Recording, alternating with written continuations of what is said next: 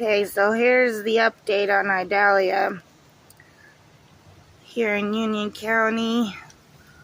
A few branches have fallen, but she still hasn't hit real hard. Not for the next couple of hours.